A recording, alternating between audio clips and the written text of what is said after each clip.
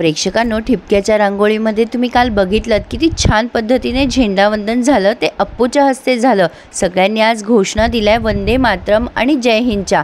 अप्पू म्हणते, माई आणि सुवाई, तुम्ही जे सांगितलं ते आम्ही नेहमी लक्षात ठेवू। तुम्ही खूप छान बोललात। आणखीन एक गोष्ट, आज मी माझ्या कानेटकर फॅमिलीला थँक्यू म्हणणार आहे, कारण त्यांनी मला प्रत्येक डिसिजनमध्ये सपोर्ट दिलाय आणि मुळात मला डिसिजन घ्यायचं स्वातंत्र्य दिलंय। या स्वातंत्र्याचा मी नेहमीच रिस्पेक्ट करेल। Thank you so much. म्हणजे अप्पूने तिचं आभार प्रदर्शन केलंय। विठू बाबाची गाडी स्वागत गीतावरच अडकली आहे। विठू बाबा म्हणतो, मी स्वागत गीत म्हणू का ग आता सुवाई म्हणतात, एक काम करू ना आपण नंतर म्हणू, तुम्ही एक काम करा हो, आतमध्ये म्हणून दाखवा मला। आणि सगळेच पांगताय तिकडे तिकडे। आणि कानेटकर मंडळी घरात जाणार तेवढ्यात तिथे पथनाट्य सादर करायला एक कॉलेजचा ग्रुप आलाय। या रे या, सारे या, पथनाट्याचा आस्वाद घ्या रे, आस्वाद घ्या, असं म्हणून त्यांनी पथनाट्य सादरीकरणास सुरुवात केली आहे। एक जाज्वल्य पथनाट्य, त्याचं नाव आहे माणुसकीच्या शत्रू संगे युद्ध। हे तुम्हाला बघायला जास्ती छान वाटेल प्रेक्षकांनो। तर आता ह्या युवा मंडळींनी खूप छान प्रकारे सादरीकरण केलंय। हा मुलगा ग्रुप लीडर आहे, तो पथनाट्य लीड करतोय आणि छान प्रस्तावना केली आहे त्यांनी की आमचं पथनाट्य नीट बघा, विचार करा, नुसतं बघू नका। मित्रांनो, आपल्या आजूबाजूला अशा अनेक घटना घडताय ज्या आपल्याला कुठे उभे आहोत याचा विचार करायला भाग पाडताय। आपला देश स्वतंत्र झालाय तरी त्याचा अर्थ आपल्याला अजून नीट कळलाय का? आपण छाती ठोकपणे सांगू शकतो का? विज्ञान आणि तंत्रज्ञानाने एवढी प्रगती केली आहे, पण आपण माणुसकीच्या पातळीवर कुठे आहो ही झलक बघून तुम्ही सांगा। आता तिथे त्यांनी एक छान नाटक सादर केलंय। सगळ्यांना ते पथनाट्य खूपच आवडलंय, पण ते सादर करता करता प्राची त्या मुलाकडे सतत बघत असते आणि अप्पू ती गोष्ट हेरते। या पथनाट्यामध्ये एक जोडपं दाखवलं त्यांनी, त्यात ते दोघं नवरा बायको एकमेकांशी संवाद साधताना दिसताय। काय ग हौसा, कुठे गेलीस भर दिवसा? अगं आज काय आहे? ती म्हणते 15 ऑगस्ट आहे। त्यावरती ते सांगतात, अगं आपल्या लग्नाचा वाढदिवस आहे, मग उखाणा घे बघू। आणि हे कपल एकमेकांना उखाणे घ्यायला सांगतायत। बोलता बोलता नाटकामधला नवरा म्हणतो, अगं चल, गप्पा काय मारत बसलोय, मला उशीर होतोय। आणि ती बायको हेल्मेट न घालता जाऊ नका असं इन्स्ट्रक्शन देते। आणि रस्त्याने जाताना त्या माणसाकडनं एक अपघात होतो। अपघात झाल्यानंतर तिथे बघ्यांची खूप गर्दी जमते, पण कोणी अपघात ज्याचा झालाय त्याला मदत करायला पुढे सरसावत नाही। तेव्हा त्या ग्रुपचा जो लीडर असतो तो मुलगा पुढे येतो आणि म्हणतो, मित्रा काय झालंय रे तुला? आणि बाकीचे पत्रकार मंडळी फक्त फोटो काढण्यात आणि शूटिंग काढण्यात व्यस्त असतात। आणि अशा पद्धतीने त्यांनी एक जनजागृती करून समाज संदेश दिलाय। खरं तर हे मला तुम्हाला एक्सप्लेन करून नाही सांगता येणार, ह्यासाठी तुम्हाला बघावंच लागेल। अतिशय छान पथनाट्य सादर केलं या सगळ्यांनी, पण जीव वाचवता वाचवता त्या मुलाचा प्राण त्या मुलाला गमवावा लागला, म्हणजे ज्याचा अपघात झालाय। त्यातला आता ग्रुप लीडर समजावून सांगतोय, कोणी मारलंय ह्याला? तुम्ही कोणी? सगळ्यांनीच मारलंय। ही फक्त व्यक्ती नव्हती, ही माणुसकी होती, मेलेली माणुसकी, तुमच्या आमच्यातली। आपला जवान तिकडे सीमेवर गोळ्या खातोय आपल्यासाठी, स्वतःच्या जीवाची पर्वा न करता लढतायत। आपण आपल्या बांधवांच्या उपयोगी पण पडत नाही। हे असं स्वातंत्र्य आपल्या सैनिकांना अपेक्षित नव्हतं। आपल्या क्रांतिकारांनी ह्यासाठी आपल्याला स्वातंत्र्य दिलं का? उठा, जागे व्हा। ह्या देशात राहणारा प्रत्येक भारतीय आपला बांधव आहे। आपण एक कुटुंब म्हणून तेव्हाच आपल्या देशाला उभं करू शकतो, जेव्हा आपण आपल्यातली माणुसकी जागी ठेवू, एकमेकांप्रती संवेदनशील राहू।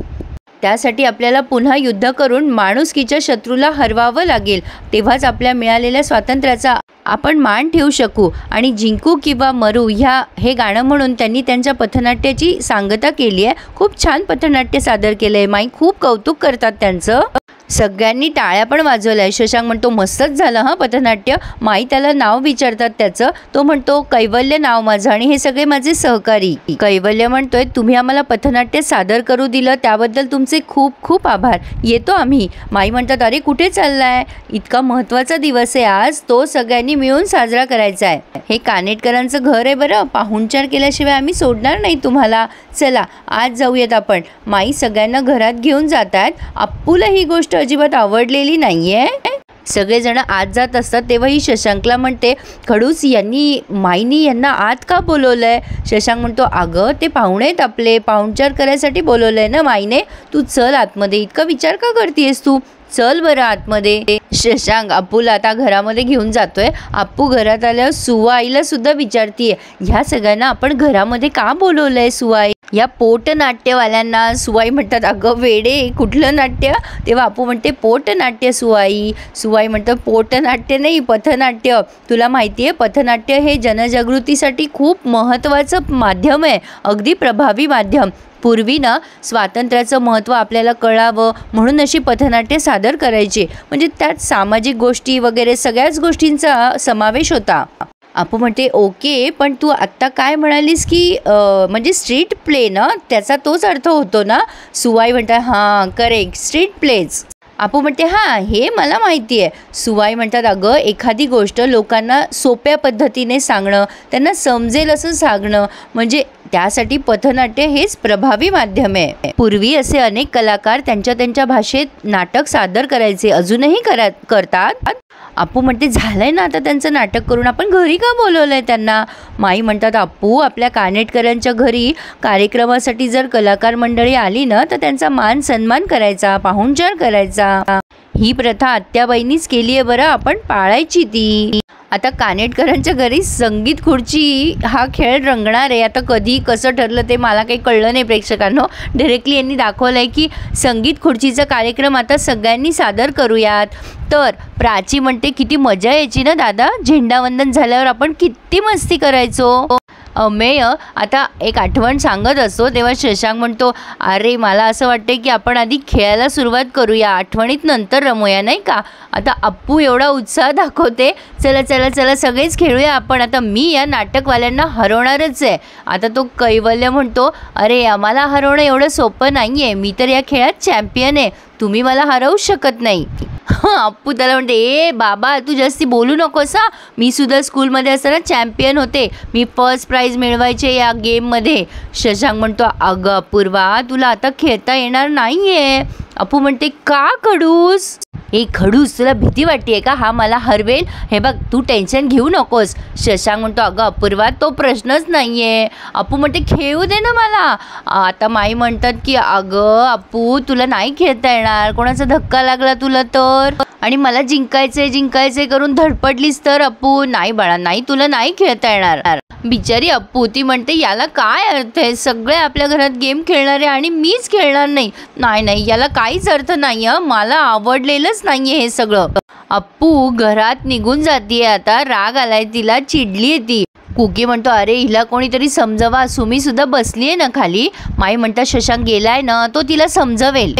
शशांक अप्पूला समजवायला गेलाय तिच्या मागे मागे. अप्पू म्हणते, खडूस तू मला ना बोलूच नकोस काही, कोणी कितीही सांगितलं काहीही बोललं ना तरी मी बाहेर जाणारच नाही.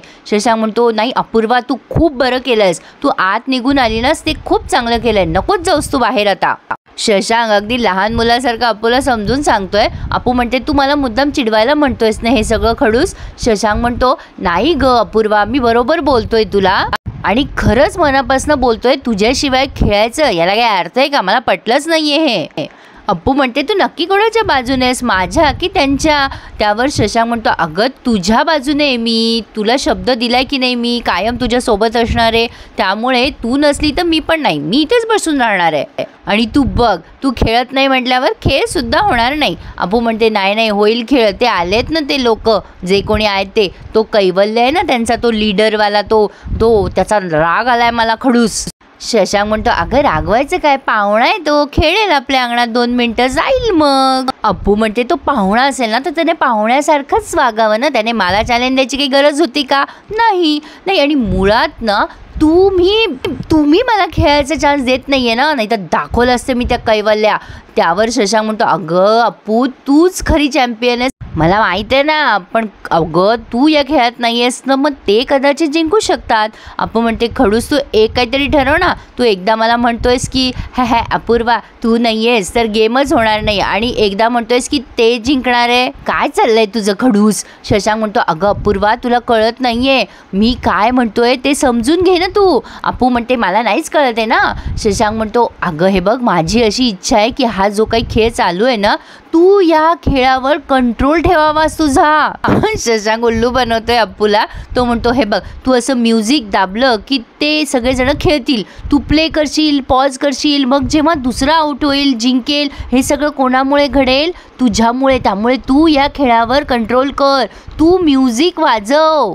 कोणी जिंकलं तर तुझ्यामुळे, कोणी हारलं तर तुझ्यामुळे, अशी मजा येईल. माझं ऐक, हे सगळं तू कंट्रोल कर, तू खेळूच नकोस. काय वाटतं तुला? आता अप्पू म्हणते मला हे आधी का नाही सांगितलं तू खडूस? नाही, मला हे आवडलंय.